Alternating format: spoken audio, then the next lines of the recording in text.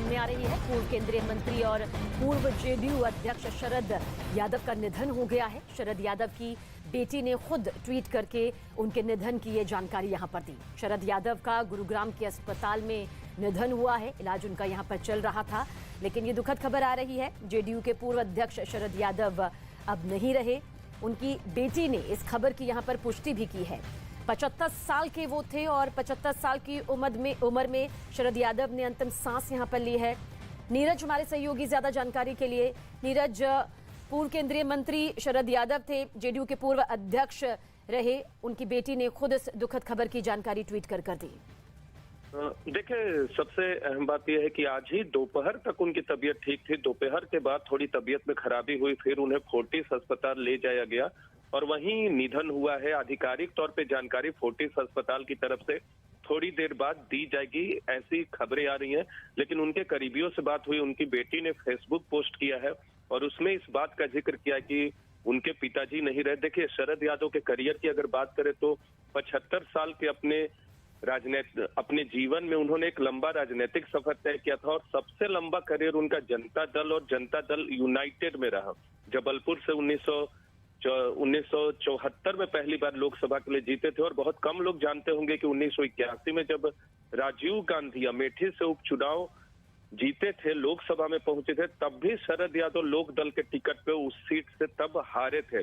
7 बार लोकसभा के लिए, 3 बार राज्यसभा से वो सांसद चुने गए और इसके अलावा जेडीयू के अध्यक्ष तो थे ही, एनडीए के कन्वेनर भी रह चुके थे। अंतिम क्षण में, आपको याद होगा, 2018 में उन्होंने अपनी पार्टी का गठन किया और वो पार्टी बहुत सफल नहीं रही और उसके बाद आरजेडी में वो शामिल हुए। उनकी बेटी कांग्रेस का दामन थाम चुकी थी। लेकिन शरद यादव का एक लंबा करियर, खासकर एनडीए के कन्वेनर के तौर पे, जब अटल बिहारी वाजपेयी की सरकार थी तब मंत्री थे और उसके पहले जनता दल और लोक दल में उनका एक लंबा करियर रहा है। तो एक बड़े राजनेता का निधन कहेंगे, जिनकी एक छवि थी, समाजवादी विचारधारा से आते थे और आज उनका निधन हुआ है फोर्टिस अस्पताल में। गुड़गांव के 75 साल के थे। जी बिल्कुल नीरज, जो समाजवाद वाली जो राजनीति थी उसके चलते वो जनता के मन में एक पैठ बना चुके थे। शायद यही वजह है कि बिहार की राजनीति में भी उन्होंने अपनी एक महत्वपूर्ण भूमिका निभाई और इस सियासी सफर में कई उतार चढ़ाव उन्होंने देखे। समर्थकों की एक लंबी फहरिस्त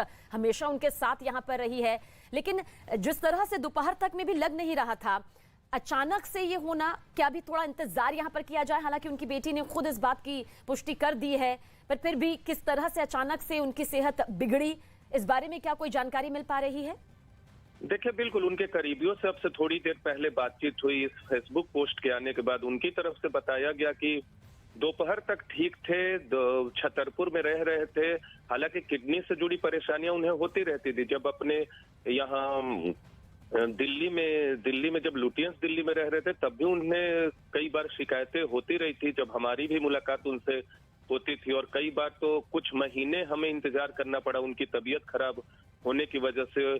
और अभी छतरपुर में रह रहे थे, किडनी में खराबी थी, उसका इलाज उनका चल रहा था। लेकिन आज वो ठीक थे। आफ्टरनून में, यानी दोपहर में के बाद उन्हें कुछ दिक्कतें आई और फिर परिवार वाले उन्हें फोर्टिस अस्पताल लेकर गए। ये जानकारी आधिकारिक तौर पे कितने बजे अस्पताल ले जाया गया, इस बारे में अभी उनके करीबियों की तरफ से नहीं बताया गया है। लेकिन हाँ, ये खबर की जानकारी उनकी बेटी ने और उनके करीबियों से भी हमें मिल गई है कि गुड़गांव के फोर्टिस अस्पताल में उनका निधन हुआ है और बीमार चल रहे थे। लेकिन आज सुबह तक या दोपहर तक उन्हें किसी तरह की शिकायत नहीं थी और अनकॉन्शियस हुआ और उसके बाद उन्हें अस्पताल ले जाया गया, जहां उनका निधन हुआ।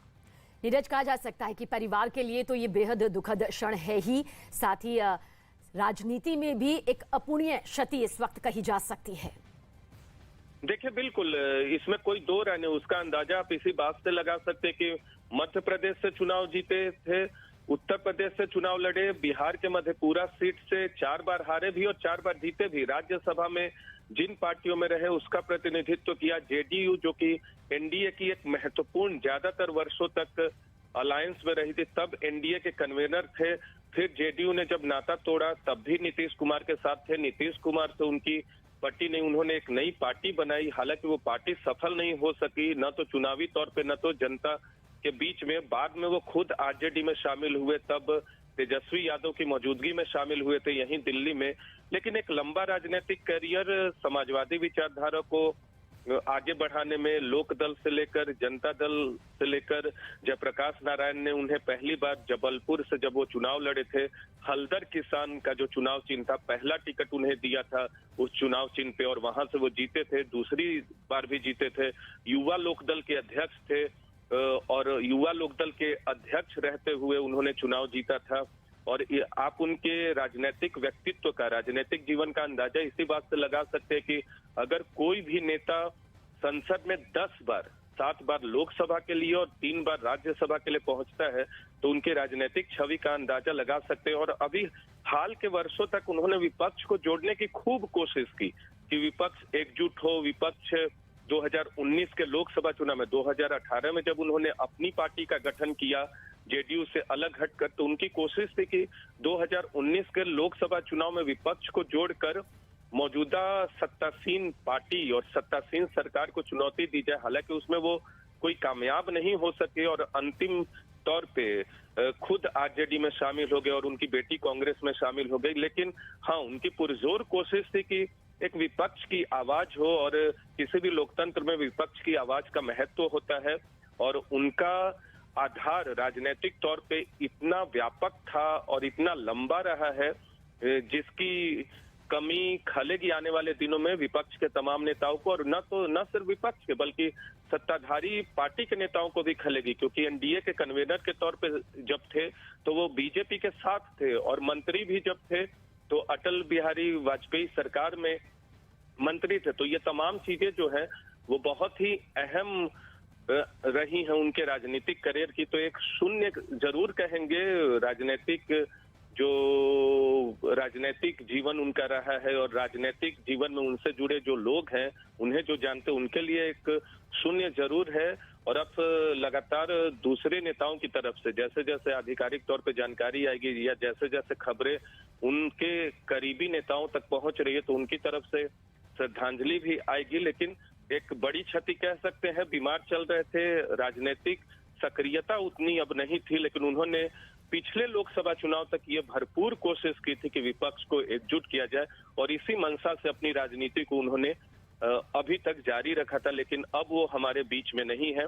गुड़गांव के फोर्टिस अस्पताल में उनका निधन हुआ है। आज अचानक तबीयत बिगड़ी। जो न्यूज 18 इंडिया पे अभी दर्शक हमसे जुड़े हुए हैं उन्हें एक बार फिर बता दें कि शरद यादव जो कि लोक दल से जुड़े थे, जनता दल से जुड़े रहे थे, फिर जेडीयू के बतौर अध्यक्ष लंबे समय तक रहे, एनडीए के कन्वीनर के तौर पे उन्होंने काम किया, अब वो हमारे बीच में नहीं है।